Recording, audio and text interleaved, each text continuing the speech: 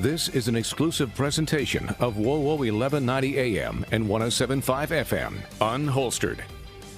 And yes, finally, we are back. Welcome to Unholstered. I am one of your hosts, Kayla Blakesley. I represent the local media side here on Unholstered. Good morning, everyone. My name is Sophia Rosales-Catina. I'm a captain with the Fort Wayne Police Department, and welcome to Unholstered, where we dispel the myths surrounding law enforcement. And I am your law enforcement host. And obviously, I am your local media host. We've joined forces to do exactly what Sophia just said. We spent a lot of time, myth busting, if you will, some misconceptions when it comes to law enforcement, not even just here in Fort Wayne, Indiana, but really when it comes to law enforcement across the region, across the country. And one of those myths that we dispelled last week was this idea that for some reason, local police departments have to handle homeless issues, whether again they're in Fort Wayne or any other city or town across the country. I get it. Departments are different, but at least here in Fort Wayne, Indiana, it is not your job, Sophia. It is not the Fort Wayne Police Department's job to handle the homeless issue that we have here within our city. Now, if and when things turn criminal, that's a completely different story. Yes. And that's when you guys do get involved, and a big portion of that involvement is a bike patrol team that we have, which is a part of the Fort Wayne Police Department. If you missed that episode, by the way, about homelessness, I don't know about you, but I actually thought that was one of our better conversations that we have. It was just so enlightening to me because I was also one of those folks who had these misconceptions. I thought for sure it's kind of your problem to deal with. And we learned obviously that it wasn't. So if you missed that one, you can go download the Unholstered podcast anywhere you can download a podcast. But from that conversation that we had, I learned, like usual, I mean, we've been doing this for well over a year now. Almost 2. Almost 2 years. Yeah, you're right. Almost 2 years now. And I keep learning about all of these new organizations and these new arms, if you will, that the Fort Wayne Police Department has. It's always amazing to me. But one of those arms is this bike patrol that y'all have. And I said, hey, I want to learn more about that. I want to hear more about that next week. So that's exactly what we're doing today. It is. And I brought along a guest, and they were actually going to be 3, but 2 had got reassigned to do some special operations. Duty calls, yes. But I was able to grab one today, and I brought him, and I'll let him introduce himself. Good morning. My name is James Arnold. I've been an officer with the Fort Wayne Police Department for 15 years now, and I've been part of the downtown bike patrol for 4 years. So it just covers the downtown area then, right? This bike patrol? So it primarily is the downtown area with kind of a secondary function hitting all the trails and parks throughout the city. Oh, okay. And then because we are part of the special operations unit, if we're directed or needed in other areas and it fits our specialty, then we'll go there as well. How and when was the bike patrol developed? Someone just wake up and decide, hey, this sounds like a good idea, or where did it stem from? Yeah, so for a long time, the police department has had officers that have patrolled on bikes, but it's usually been kind of a temporary assignment. Or maybe if you have an officer that's patrolling a specific area and they have time, or it fits the need of that area, they might get on bikes. So we've had a bike program for many years since when I first came on 15 years ago. But for the majority of the time, like I said, it was like a 90-day temp.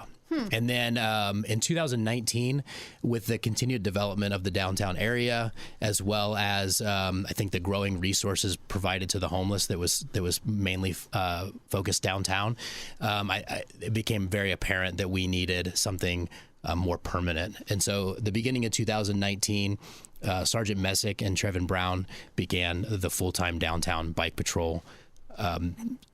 Jason Crowder, who's currently the sergeant in charge of the unit, he joined that team, and then Trevin Brown actually got a K9 and he left, and then I came on. So I came on in the beginning of 2019. So is it strictly though a volunteer thing on top of all of the other duties you already have? No, that's a good question. So the current way it works is that we are assigned there as part of an exempt unit. Okay. So there's a certain number of police officers that are chosen not by seniority, but at the chief's discretion. And that's what this assignment is. So I would assume if you show an interest in biking and you're really physically fit, maybe, James, your name might be tossed out there for bike patrol. James is the epitome of physical fitness. Yeah, I'm looking at him. I can see that when he walked through the door. So he's just all around well-rounded, physically fit. But that's real, though, right? I mean, you would genuinely have to be pretty physically fit to be up on a bicycle. I mean, how long is your patrol? So we have a normal shift, 8-hour shift. Okay, yeah, so you're on this bicycle, right? For 8 hours straight? Yeah. Yeah, you better be physically they're not fit. biking like the entire 8 hours. yeah. They're stopping and going. But Correct. there's times where it's great speed, or sometimes, going down steps, going up hills. It's back in the day, I did the bike thing too. You did? I did not know there's that. lots of little things I've done through my career. But it wasn't full time like they did. He was right. Then it was a specialty time. We came out during Three Rivers Festival, or we came out during the festival season for little things, parades, things like that. And we'd ride and make sure like parking garages were secure and parking lots were secure and things like that. And then at night when we were on shift, we could choose to ride a bike if we had some, something like prostitution back in the day when we were really hitting that hard. We could sneak up on people a lot easier on bikes than we could on cars. So they allowed us to do those kinds of things on shift. Sneak attack on the bike. Yeah. Okay. Yes. So that was what they used it for now. Now it's primarily, like he said, the downtown district. And then we have 3 full-time during the day. So Sergeant Crowder, Brock Hasensall, and James. And then we have 2 temps that work on second shift right now. They're full-time now. Oh, they're full-time now. Yes, Okay. they just started. Just started full-time. So, this is kind of one of those things where it's morphed into like its own unit. And I'd love to see it expand because there are so many things we can do with bikes. They've been such a blessing for us. And when we were talking about homelessness last week, they have been instrumental in making headway into that kind of network. I'll call it a network. And just meeting people, meeting them right where they are, getting them what they need for the immediate, cessation of what's going on. So sometimes it could be a mental health call, and sometimes it can be a vagrancy call, pain handling. But they handle all of that in the downtown district, which is primarily Southeast. So I'm very grateful for them as a Southeast commander. Yeah, and I was actually just so genuinely curious to have this conversation. Obviously, bike patrol is something I know nothing about. I think I would argue most people probably don't know much about our bike patrol. And I was going to ask you, James, in just a moment here, but the benefits of bike patrol. But you just said something that I actually thought was really profound. That when you're on a bicycle, you can meet people where they are, right? I mean, how important is that, especially to the homeless community, that someone is willing to meet them where they are to see how it's going or what the problem is or how can I help? So obviously, James, that would be one benefit, something that's different than your normal standard street patrol. But what are some of the other pros of having a bike patrol? Yeah, being on bike is definitely a distinct way to patrol because you have kind of that lack of barrier like you would if you were walking an old footbeat. Yeah. If you're there's no car in between you and the public, which is interesting with the homeless population because they've been described in some ways almost like living in a fishbowl. So on average in patrol and law enforcement, I think you're dealing with stuff that happens generally inside of a home or inside of a business. And so you're called to that house, you go inside the house, and then you leave that house. Whereas with our homeless population, a lot of the people we're dealing with constantly, their living room might be the city park. Right. So they're constantly out and about. And so now we're constantly out and about as well. The bike makes it where we can move a lot faster than you would on a foot patrol. So that's the nice kind of balance of the bike. We can get around to a lot more places quickly, but we also can stop and interact very easily with people. I think that allows us a unique opportunity to interact with not just the homeless, but anybody as the downtown area continues to grow, as the parks continue to be used more and more, as the trails continue to be used more and more. People are out and about, they're walking around, and they see us, and they get to know us, and we get to know them to a certain extent. I have seen y'all out before, and I take great comfort in knowing that y'all are out there because I think we've all probably run into a homeless person now and then here or there, and some panhandlers now and then. I don't know what it is. It seems like it's gotten really popular to walk up to women, single women, and ask for money. I don't know if I'm wearing a sign all of a sudden. It seems like this has happened to me a lot as of late. It's all been fine, innocent situations. Makes me mildly uncomfortable, though. So I'm so glad to see y'all out there. I've seen y'all a lot, actually. I'm curious about, this is maybe a silly question, but about the weather. I mean, are you still doing these bike downtown patrols when it's 20 below? We're fortunate that we have the discretion to choose which vehicle of patrol is most suitable to the situation. I mean, that's a real question, right? In Fort Wayne, Indiana. That's a real thing. But they're kind of tough. I mean, they do ride in cold. Yeah, so when we first got started the first year, 2019, we were riding in whatever weather we could justify. We were out there, it was cold, it was wet sometimes. We try to avoid the rain just because it's not great for the bikes, but we were out there in a lot. And I think what we realized was if the weather's bad enough, it kind of defeats the purpose of that level of patrol, because the whole idea is to interact with the public. Yeah. And if the weather's terrible, the public's not spending time outside either.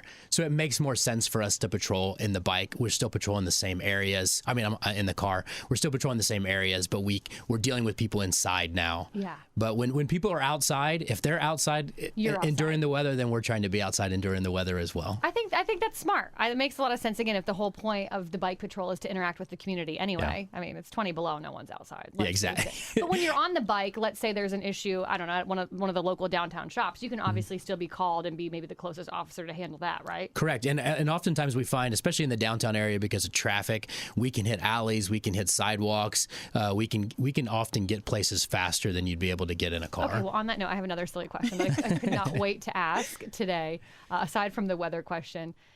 I mean, have you been in a bike chase? Yeah, we have. Does that happen a lot? I don't think I've chased anybody on a bike while I was on a bike, but we have been able to help out with officers that had a foot pursuit with somebody, and then we were able to be on the bike. And it's nice because I'm on a bike chasing somebody, and I can just tell them, hey, you're not going to get away. Yeah. I wouldn't even try. I'm able to talk to them in a normal voice. Hey, why don't you just stop? This is pointless. This is pointless. I'm tired. I'm not. I'm in really great physically fit shape. Have you seen me? Yeah. Do you have to, clearly you work out. I think that is evident. But, do you have to maintain a certain physicability to be able to bike 8 hours a day for this? Yeah, so in order to bike on the Fort Wayne Police Department, you have to be certified through the Law Enforcement Bicycle Association, and that is a week-long course, and it is fairly grueling. You're doing up to 20 miles of biking per day. A lot of the bike stuff we do is slow speed stuff, but we do as a unit put an intentional emphasis on physical fitness. So we want the people that are on our bike unit to show a certain level of physical fitness. We have a physical standard for the police department, and we ask them to be up to that standard. It's interesting because a lot of people that see us on the bikes assume that we're getting a ton of working out done on the bike, and that's actually not that true. There are days where we might get 20, 30 miles on the bike, but the majority of the time we're out there patrolling. So we're stopping and interacting with people. So the majority of our physical fitness doesn't come from our patrol. We have to do that outside of work. How are you received by the community? Are people genuinely, because I know not everyone's going to be okay, James, with you rolling up on your bicycle next to him downtown. Like for the most part, how are y'all received? Yeah, I think for the most part, we've been received extremely well. I think the people that are out and about in the downtown area that we interact with are often initially surprised when they see officers on bikes, but once they get past that initial surprise, they're excited to see us out there. The average citizen is excited to see us out here. We get a lot.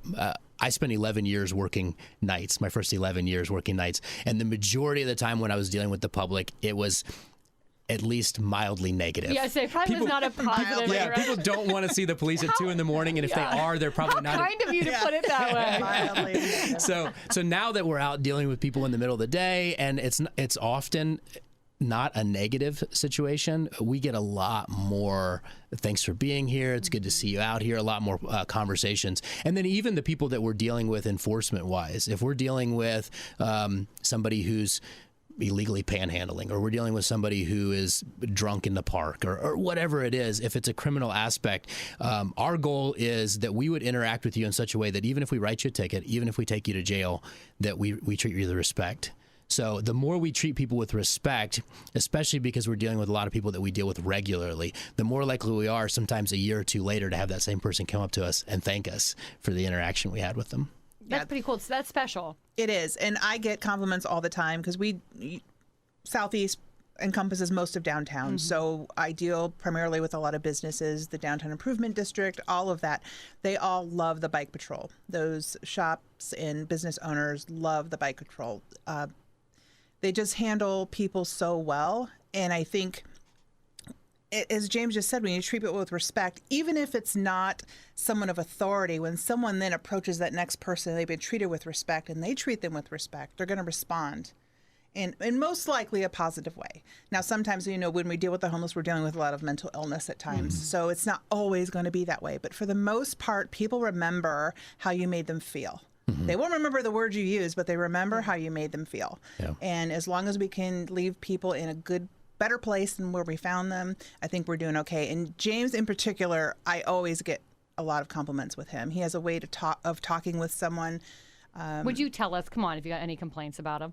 He's sitting right here. I would want to know. I probably wouldn't say that he was as good as he is if I didn't get those. Yes. But I think that about I'll say this because I know I've said it before that I'm a person of faith. James is a person of faith too, so I think he brings that to work with him, and he really responds to people in a very positive way, in an uplifting way, and people remember that, and they do compliment him. And I would feel like, aside from just being able to be physically fit, I would think that would be another qualifications, because you said you kind of get like, hey, you should maybe seek out bike patrol. I would assume people recognize that, not only about you, James, but anyone serving on the bike patrol, that you have the attitude, that you have the personality for it, because you are going to be interacting with community members. Yeah, that's a big part of it. I think when they select who they're going to put, when they select the 2 new people, I think that's a big part of it. How do you interact with people? How do you talk to people? And how do you deal with people? What do you mean so you're adding 2 new members? So we just added 2 full-time, what would be B shift. So basically 2 p.m. to 10 p.m.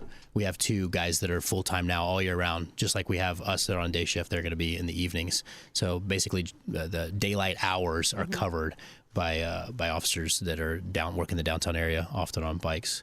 So it's very different than the bike patrol versus what you did maybe years ago for parades and festivals. Very different. And things like that. Yeah, do we still have that, though, or is it still the bike patrol that does they do. Yeah, okay. they can bid those positions for bike stuff on certain special occasions. They can bid like 20, if we need 20 people to ride bikes. If you're, as long as you're certified and gone through the program, you can bid that position. Could you still do it? I couldn't. I have not gone to the newer class. Mine was way long ago. No longer counts. And I'm thinking I might get back to it, but since my accident, I haven't been able to ride a bike for more than about a half an hour, so that might be a problem. But I might try it. Yeah, I think you should. See. Yeah, we'll see. Do other police departments, do they all have bike patrols, or is this one of those things, again, that we are so lucky and blessed to have in this community? There are a decent number of larger departments that have full-time bike patrol. So the West Coast, especially Seattle, Portland, they're known for their bike patrols. They're known for other things as well, but bike patrol is one of them. And then the other officer I work with, Brock Hasenthal, he and I went down to a Law Enforcement Bicycle Association instructor school in Alabama, and there's a lot of officers in the South that ride. Myrtle Beach would be a great example because they get so much traffic. I bet, yeah. It's almost impossible to patrol in a car. I was talking to those guys, so they're doing traffic stops on bicycles because that's wild, because isn't they can't. Yeah, because they can't get a car. Have you to ever the done car. a traffic stop on a bike? That would be wild. We tend to stay away from that just because it's not really necessary. But we will often back up officers who are on a traffic stop. Yeah, those larger areas are blessed too, and he's right. So the places that have the high tourist locations, those kinds of things, they'll have more bike patrols. Your smaller agencies probably are not. If they do, they'd utilize them like we did for parades or things like that. But I want to caution people for thinking like this is like those TV shows where you saw the bike patrol. It's not like that at all. It makes me laugh because when I watch this, I'm like, okay, that is not what cops look like. No. Well, maybe James, but you're sweaty and messy because it's hot. You know, we don't have people touching up makeup throughout the day, so we get a great shot. But you know, it's grueling work. It really is, especially in the summer heat. I mean, because these guys are out when it's 100, 110 with 98% humidity. They're still out patrolling, and you know. They're a sweaty mess, just like anybody would be when they're out. Our uniforms fade faster. Yeah, the outer carriers fade faster. Being in the sunlight so much, we're out there sweating and it's not always pretty, but and mind you, they're in their vests, their tactical vests. Yeah. So it's you're out there in shorts and a tank top, and these guys are out in a bulletproof vest and polyester shirts. I'm thinking of the movies, like you said, just what you're envisioning. Yeah, they're on these tiny. I mean, maybe you shouldn't have brought in James then, okay? Or at least brought him in after a patrol. And otherwise, we wouldn't have these misconceptions, Sophia. I'm curious, you mentioned from the beginning, you said the word expansion. I mean, is there plans to potentially expand the bike patrol within Fort Wayne, within the Fort Wayne city limits? I think we'd love to expand it, but obviously it's going to depend on personnel, allocation of that personnel. And that's always kind of one of those things where we're always thinking, in the deputy chiefs and above positions, they're always looking to allocate people. What's the most efficient way to allocate who we have to do the job that we need to do, all the jobs we need to do? Because as we've seen on this show, we do a lot of things. Yeah. And again, this is one of those facets again that Right. I knew we had, but again, you don't really pause. Yeah, to think about how that works and how do the numbers work. So what are we taking from patrol? What are we taking from detectives to do the bike patrol? But then what are we giving back by having the bike patrol? So it's always kind of that balancing act of trying to figure out what's the most efficient way we can use personnel to make our department even better. Do you find that, and I hate to put it all this way, but issues, if you will, with the homeless population that we do have, once we had the bike patrol and we had them, again, meeting folks where they are, did we find we started to have less issues? Oh, yeah, definitely. One of the big things the problems we were having when I first started in 2019 was Fryman Square was a large gathering area. There was a lot of drug overdoses. And at the time, the best we could do was ticket people if we caught them sleeping in the park, if we caught them with alcohol in the park. We could arrest them if we caught them in possession of something, or we could prove a level of intoxication that put themselves in danger or disturb the peace. But all of those, I think you talked about this on the last show, all of those were charges that we would lock them up, and 2 hours later they'd be right back in that park. Yeah. And so thankfully we were able to work with the administration on our department and the city council, and they implemented a park ban.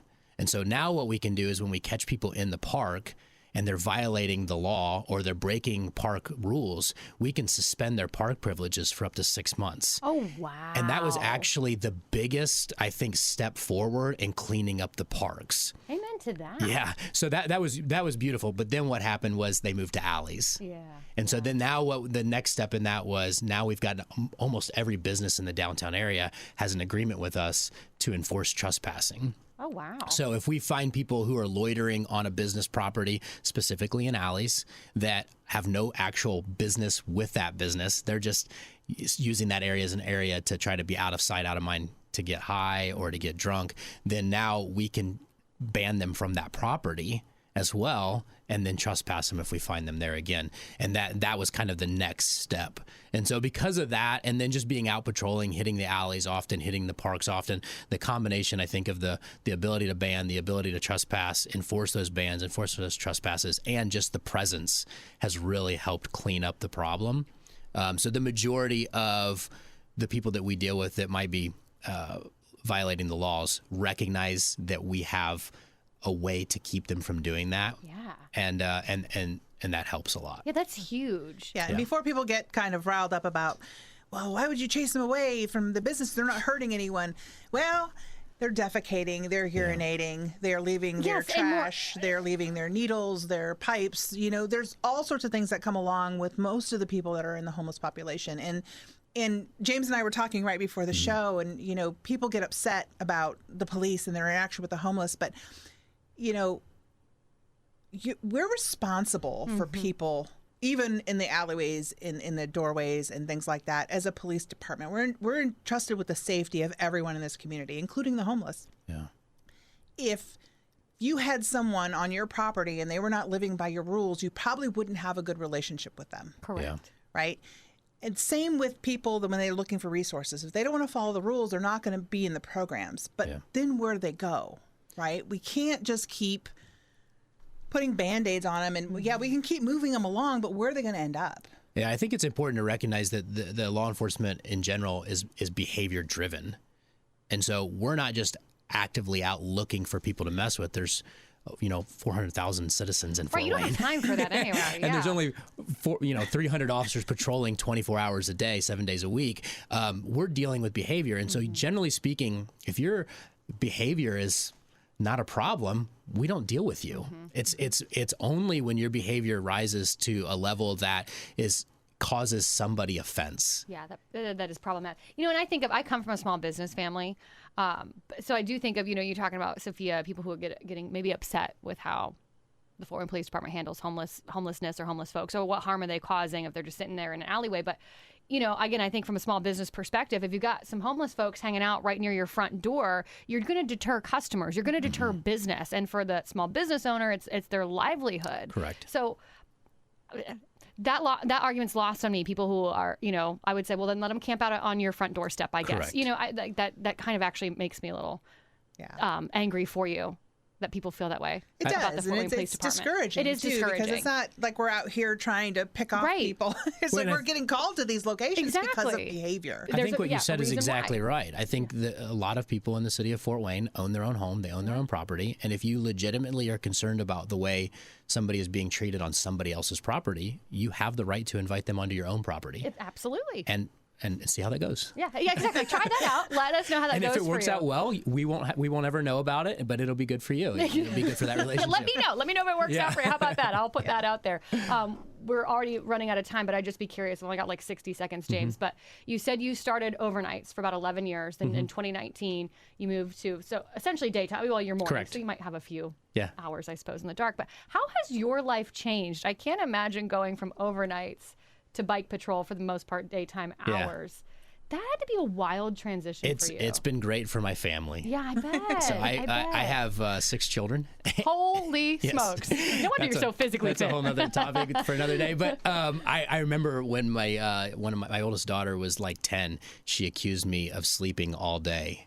Being lazy because I worked nights and she was too young to kind of get that concept. So the ability to like be home day shift hours, normal people hours and awake is really been a great blessing.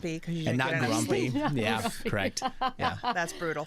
Well, I think what y'all are doing is amazing. I say it all the time here on the show. We are so lucky. We are so blessed. We're so fortunate to have things like the Bike Patrol here in Fort Wayne. Sophia, do we know what we're doing next week or the week thereafter?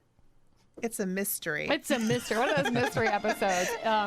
That's okay. I like those episodes sometimes because you just never know what we're going to get into. If you've missed any previous episodes, including some of our previous episodes that were mysteries as well, you can download the Unholstered podcast anywhere you download a podcast. Your town, your team, your topics.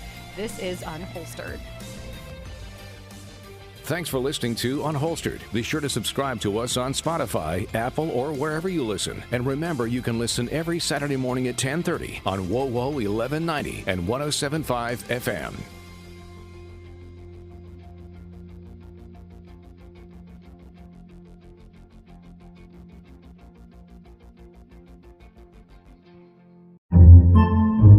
Podcasts by Federated Media.